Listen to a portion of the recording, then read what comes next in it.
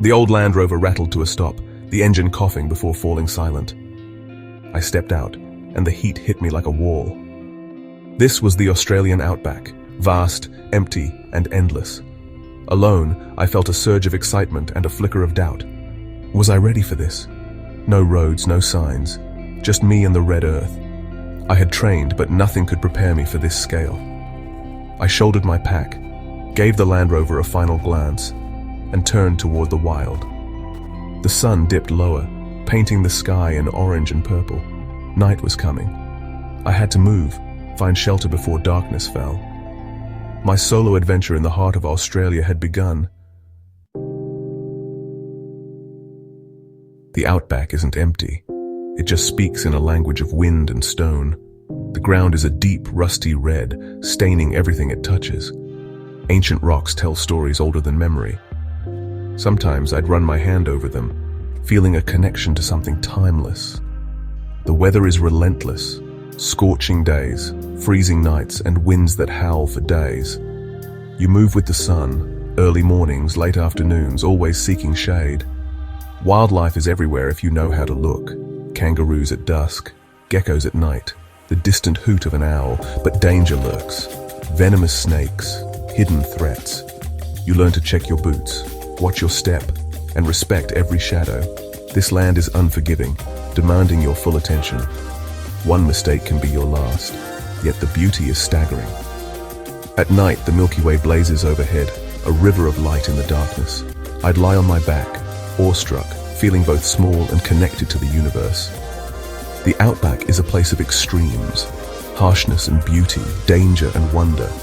Slowly, it started to feel like home. The silence became a companion, the land, a teacher. Every day I learned a little more of its language, and in that learning I found a sense of belonging. The Outback was no longer just a place, it was part of me. Survival in the Outback is all about routine. My day began before sunrise, always with water on my mind. I'd check my supplies, plan my route to the next water source, sometimes a muddy puddle, sometimes a hidden rock hole.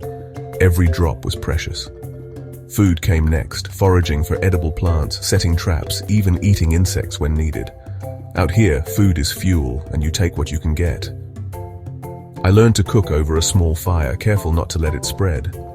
Fire was life, warmth, safety, and a way to purify water. Shelter was essential. At first I used a tarp, but soon I built lean-tos from branches and leaves. A good shelter is more than a roof, it's your sanctuary. Each night I'd check my surroundings, secure my food, and plan for tomorrow. This routine became my anchor: wake, water, food, shelter, safety. It wasn't glamorous, but it was honest work.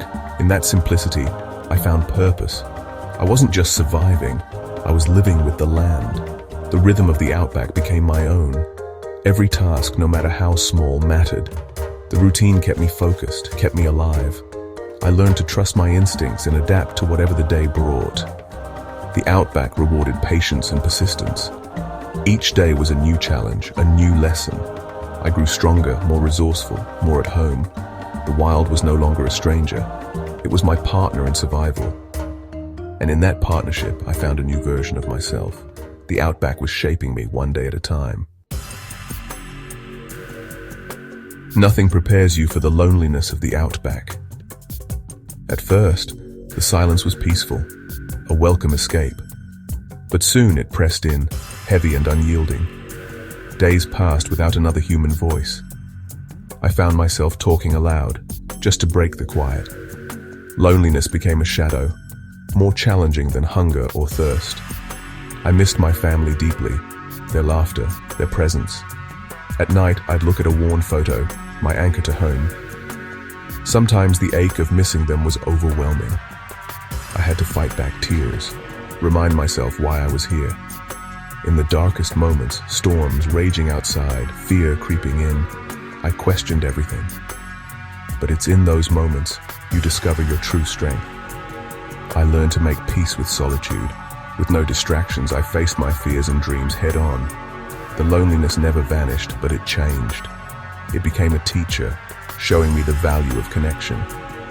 I realized I was stronger than I thought. The Outback stripped away the noise, leaving only what mattered. I learned to be alone without being lonely. The silence became a space for growth. I promised never to take my loved ones for granted again. The Outback taught me resilience and the true worth of human connection.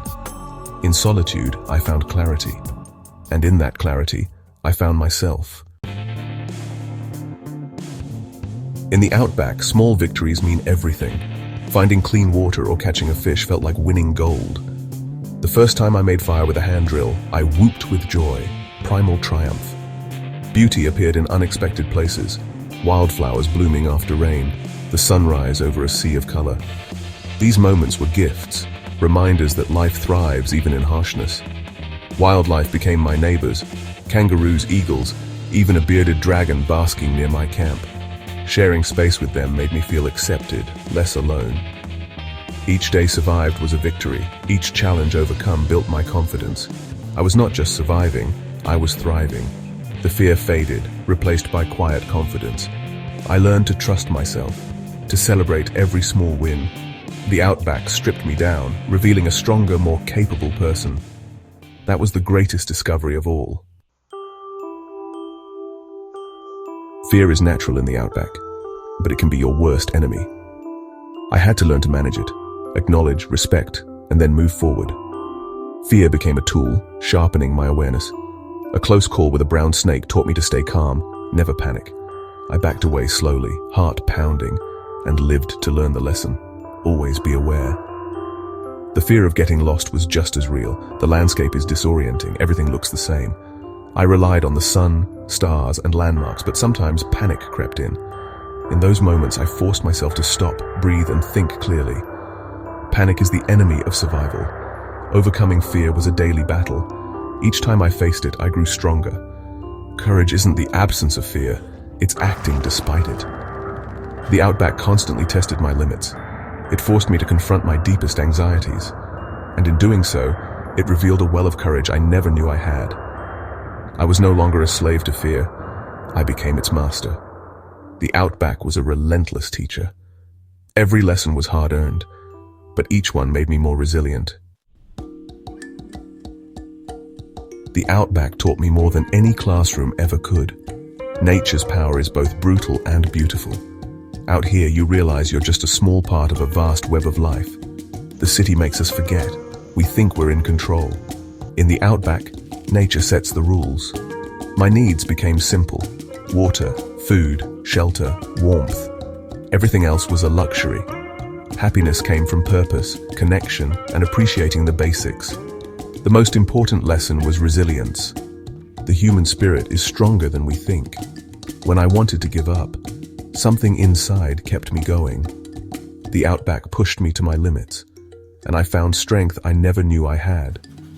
I learned to be present, focused on the now. Every sound, every sunrise, every meal mattered. This awareness was like meditation, making me feel truly alive. I brought these lessons home, determined to live with more gratitude and presence. The Outback changed me forever. Returning to my Land Rover felt surreal after weeks alone. The engine's roar was jarring after the bush's silence. Driving back to civilization, I was excited to see my family, but part of me was sad to leave. The modern world felt overwhelming. Noise, crowds, endless choices. I felt like a stranger in my own life. But slowly I readjusted, bringing the Outback's lessons with me. I appreciated simple things, clean water, a warm bed, a hug from my kids. My priorities shifted. Family, health, and experiences mattered most. The Outback gave me perspective on what truly matters. I came back calmer, more confident, more resilient. I had faced my fears and survived. The wild didn't break me, it remade me, and for that I'll always be grateful. You don't need to go to Australia to find adventure. It's a state of mind, about pushing boundaries and stepping into the unknown. Your Outback could be a mountain, a new skill, or a journey to a foreign place. Growth happens when we're challenged. Start small, hike somewhere new, camp under the stars, disconnect for a day. Take a step into the wild and see what you discover. The world is full of lessons and beauty. Don't be afraid to explore. Solitude is powerful. It teaches self-reliance and confidence. My Outback was my story. Now it's your turn. Find what excites and scares you, and go do it. You'll face challenges and doubts, but also joy and accomplishment. The greatest adventure is discovering who you really are, so what are you waiting for? Your Outback awaits.